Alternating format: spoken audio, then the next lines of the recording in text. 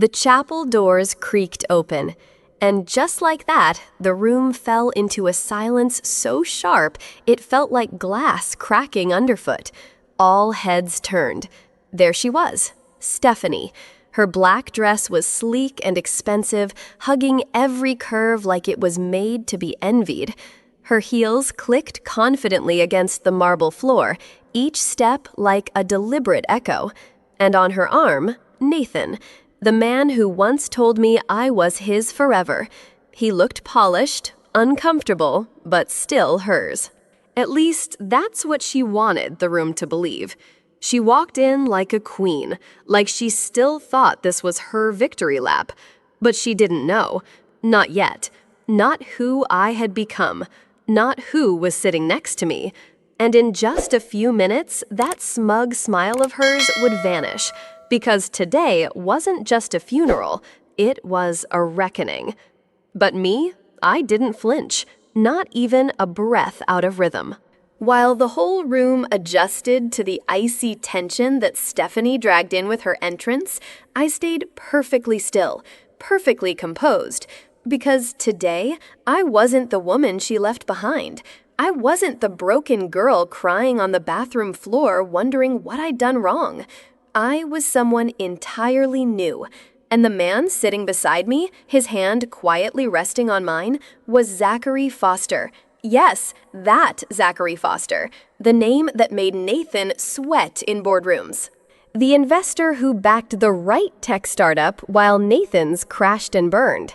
The man who built his empire with silence and precision, and now he was my husband. Stephanie didn't know yet. Nathan didn't suspect a thing, but they were about to, because grief wasn't the only thing they'd be facing today.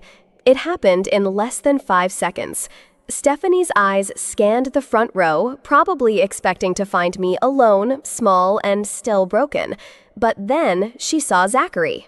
And everything in her face, every drop of color, every ounce of confidence vanished. Her perfectly painted lips parted slightly, but no words came. Her eyes flicked from his face to his hand holding mine, to the wedding ring on my finger. She froze. Nathan followed her gaze.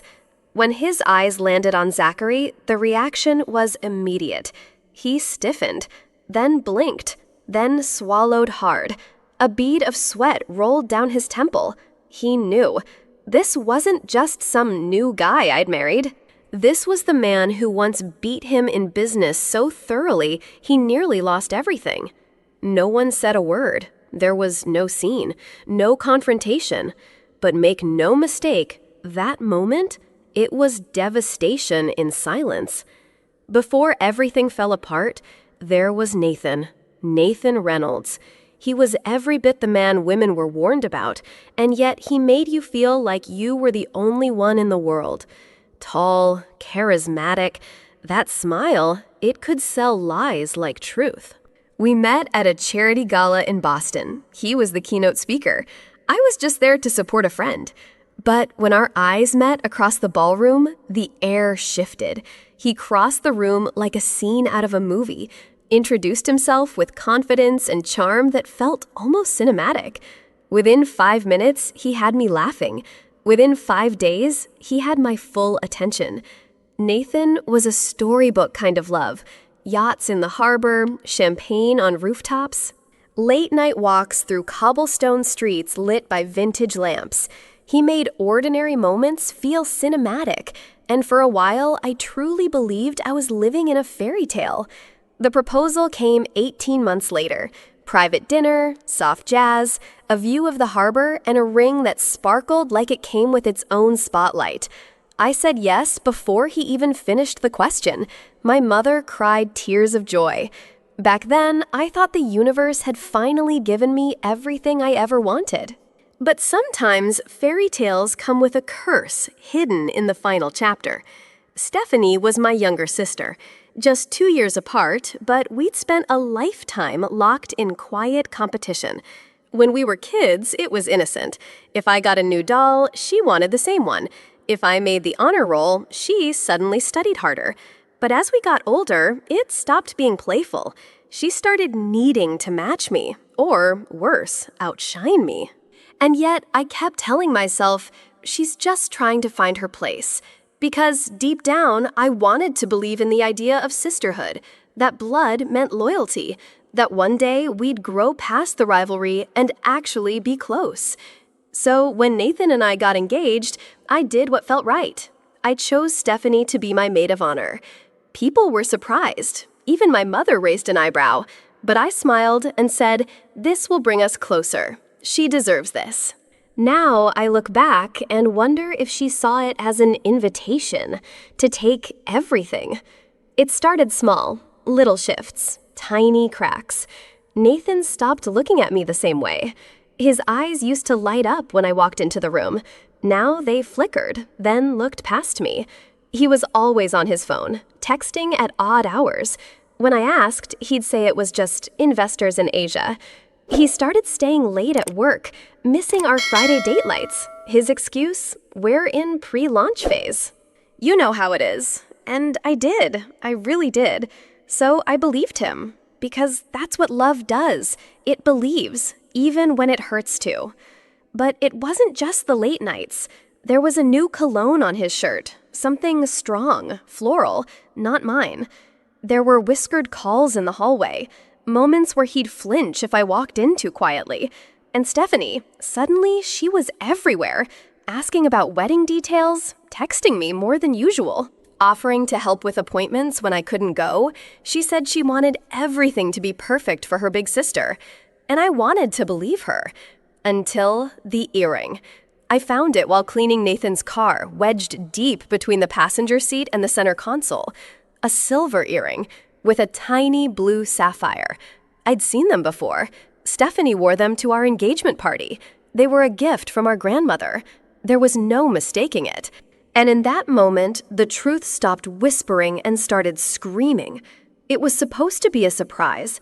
I picked up Nathan's favorite lunch, a turkey sandwich from that little deli he loved, and headed to his office, hoping a small gesture might rekindle the warmth that had been slipping away.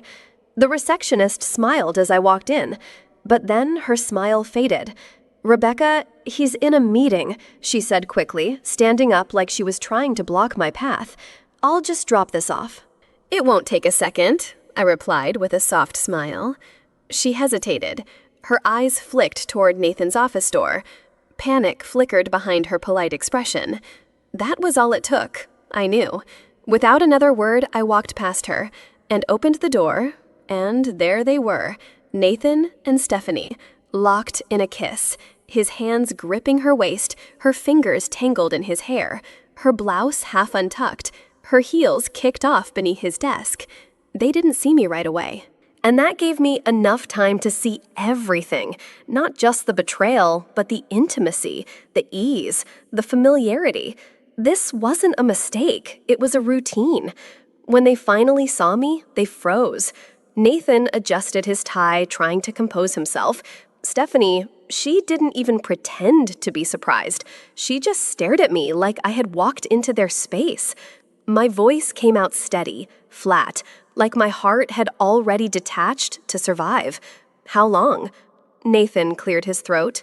Stephanie answered, "Since your engagement party." "How long?"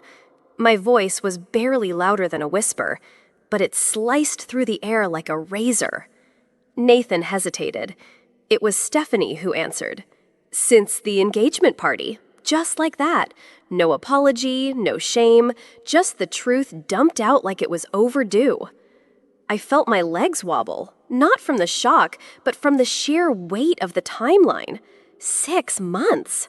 6 months of lying, of smiling at me across the dinner table, of helping me pick floral arrangements, of calling me sis while sleeping with my fiancé. The betrayal didn't cut all at once. It bled slowly through every memory that now felt fake. I looked at Nathan. "You were going to marry me while sleeping with my sister?" He opened his mouth, but no words came. Stephanie stepped in again. "We didn't mean for this to happen." A classic line, the kind cheaters write on sticky notes in their heads. I stared at her. at the girl I once shared bunk beds with, the one I defended in high school, the one I invited to stand beside me on my wedding day. You made a choice, I said coldly. Not once, not twice. Every time you answered his call, every time you lied to my face. Nathan finally spoke. I was going to tell you. I just didn't know when. I let out a bitter laugh. After the honeymoon? Or during? His face dropped. I stood straighter. You two deserve each other. And I walked out. Not because I was weak, but because I refused to stay in a room where love had rotted into poison. I didn't cry when I left Nathan's office. I didn't scream, didn't break down in the elevator, didn't even drop the lunch bag until I got to my car. But when I sat in the driver's seat and closed the door behind me, I broke. Not loud, not dramatic. I collapsed in on myself, like a house with no foundation. The sobs came in waves, ugly, violent, exhausting. I don't remember the drive home. I only remember the bathroom floor, cold tile against my cheek, phone in my hand, voice shaking as I tried to explain to my mom what had just happened. She came with my father within the hour. She didn't speak at first. She just held me tight like I was the little girl who once skinned her knee. My father paced, red-faced. I'll kill him, he kept muttering, hand clenched over his heart. My mom didn't stop him. She was too busy wiping my tears. Too busy trying to hold her own together. The wedding was canceled the next morning. Guests were called, vendors refunded, dresses returned, deposits lost. I mailed the ring back to Nathan. Didn't even leave a note. My phone buzzed with gossip. My inbox filled with questions. People wanted the drama. But I had no more story to give them, because the wedding didn't just die. It was buried along with every version of me that once believed in love without question.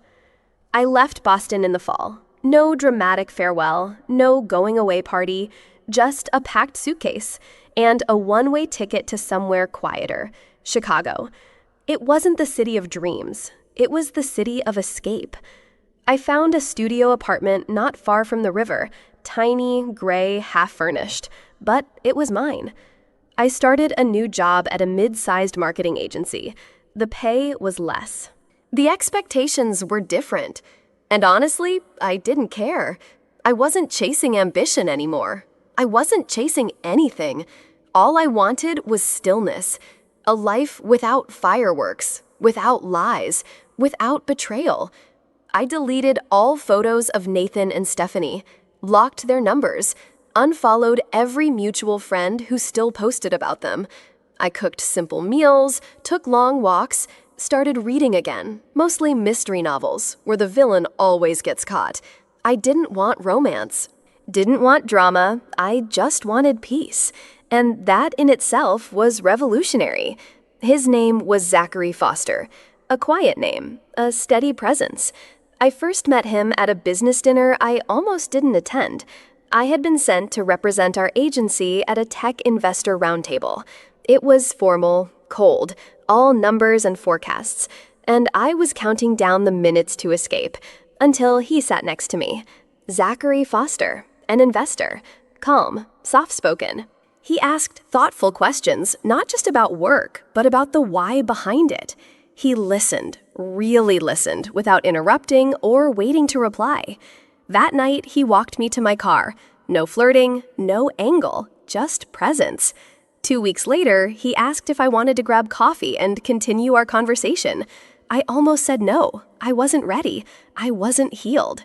But something in his tone, gentle, unrushed, felt safe.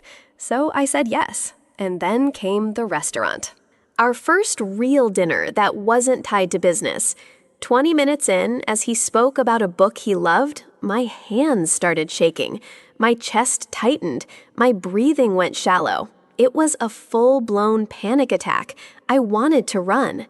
But Zachary, he didn't panic. He didn't pressure. He simply moved his chair next to mine, lowered his voice, and said, "It's okay. I'm not going anywhere."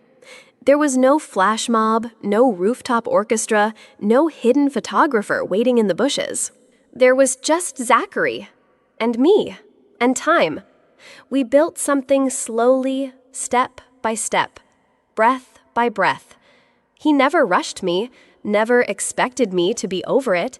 He understood that healing didn't follow a schedule. Some nights I cried without knowing why. He didn't ask me to explain. He just held my hand and stayed. He remembered small things, like how I hated loud restaurants or that I slept better with rain sounds playing. He asked for nothing, but gave everything. So when he finally proposed, it wasn't with a spotlight or speech. It was under soft garden lights after dinner in his backyard. He pulled out a small box. Inside was a ring, not a giant diamond, but a modest emerald flanked by 2 tiny stones. Simple, elegant, real. "Whenever you're ready," he said. "No pressure, no expectations, just love." And for the first time in years, I didn't feel scared. I felt home.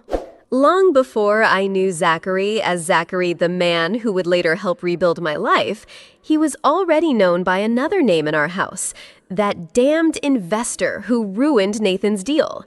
Years ago, Nathan had bragged about a revolutionary app, a deal that was going to put him on the map. Zachary back then was one of the few voices of caution. He pointed out the cracks, the inflated numbers, the ethics that didn't quite align. He pulled his funding, and others followed. The deal collapsed. Nathan lost millions, and he never forgave the man who made one silent move that shattered everything. That man was the same man now sitting beside me hand in hand at my mother's funeral. And when Nathan saw him, he froze. Zachary didn't smirk, didn't speak, didn't lead to. His presence said everything. The man who once destroyed Nathan's empire was now the man I built a peaceful life with. Funny how life writes its own poetic justice one line at a time. It started with a phone call. "Rebecca, it's your mom. The cancer's back. Stage 4. Terminal. No more treatment. Just time." I dropped everything. Zachary cleared his calendar. We flew back to Boston that night. The city felt colder than I remembered, or maybe it was just the memories. Mom Eleanor Wilson was still her sharp, warm self, even with the oxygen tube. She took my hand, squeezed it with more strength than I expected, then whispered, "You came back whole. I always knew you would." We spent those last days wrapped in quiet moments, old movies, the smell of lemon tea, her humming while I brushed her hair. Zachary cooked, Dad told stories, and I just held on until the night she didn't wake up. The funeral was planned, family notified, and yes, Stephanie would come. I hadn't seen her in 6 years, not a single word, not even on holidays. But blood still writes your name on the invitation, and guilt always brings people home.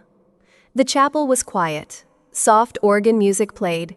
The air was thick with flowers and secrets. I stood beside Zachary, my hand tucked into his, wearing black, composed, grieving but grounded. And then Stephanie walked in, Nathan right behind her. Her heels clicked against the marble like a warning shot. She looked confident, polished, like she had rehearsed this moment, until her eyes landed on Zachary, and just like that, her face dropped. A flicker of disbelief, then fear, then something worse, recognition. Nathan saw him next, and paled. He didn't speak, didn't even blink, just stared. They knew exactly who Zachary was, not just my husband, but the man who had once shattered Nathan's empire with a single calculated move. And now, he was here, standing beside the woman they both once underestimated. No insults were exchanged, no drama played out, but still, they lost. Not in public disgrace, but in the most haunting way possible, by realizing they were never in the same league. It was a quiet Thursday night. I was folding laundry in the living room. Zachary was out of town on business. Then a knock. I opened the door. Stephanie. No makeup, no designer clothes, just a wrinkled coat and eyes that looked 10 years older. She didn't wait for me to invite her in. "I won't stay long," she said. Her voice, not sharp, not smug, just tired. We sat across from each other, the silence between us louder than any scream. Then she spoke. "I made the biggest mistake of my life," Stephanie whispered. "Marrying him." I didn't interrupt. "He's not who you thought he was, Becca, not even close." She talked about the real Nathan, the man behind the champagne and showmanship, the control, the lies, the isolation. "I have debt in my name I never agreed to. He monitors every message. He tells me what to wear, what to say, what to eat." She broke. Tears fell silently. Mascara didn't run because there was none left to hide behind. "I didn't just lose you. I lost myself. And for the first time in years, I saw my sister. Not the traitor, not the rival, just a broken woman." Later that night, I brought out the journal. Mom's journal, leather-bound, soft at the corners. It still smelled like her lavender hand cream. "I found this in her nightstand," I told Stephanie. She wrote every day, even in pain. We sat on the rug, knees almost touching the fire, crackling beside us. Page after page, her handwriting danced between memories, wisdom, and quiet prayers for both of us. Then came the final entry, written just days before she passed. "If you're reading this, my girls, then I'm gone. And I pray your hearts are still soft. Don't let one man break the bond of a lifetime.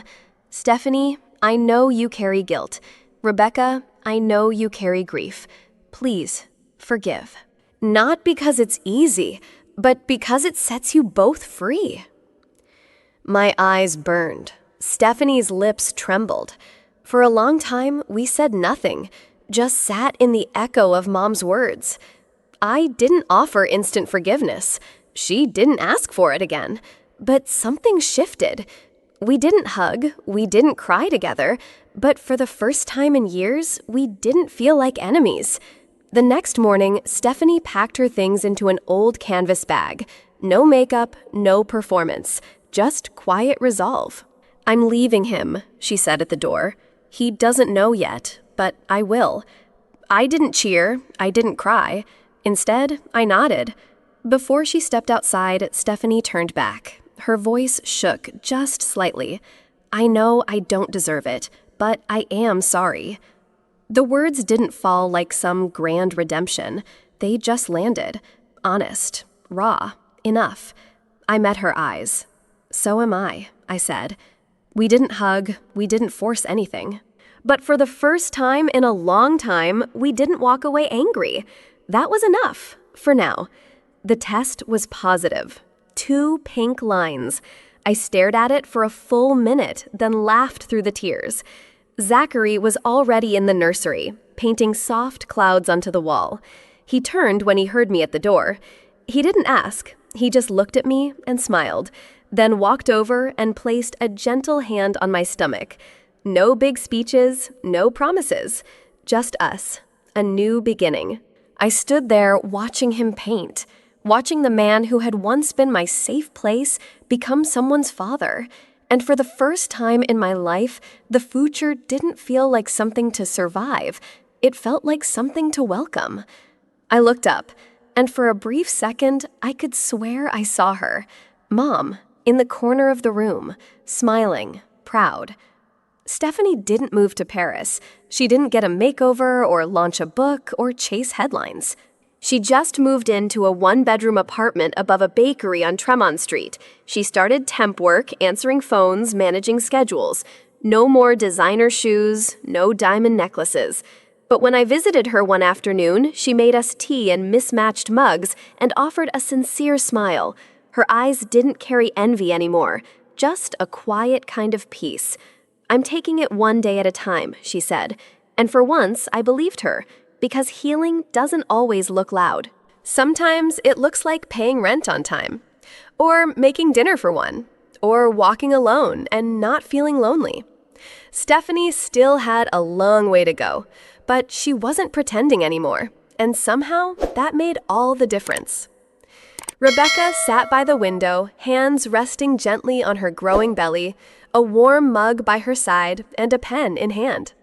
She opened the journal meant for her child and began to write.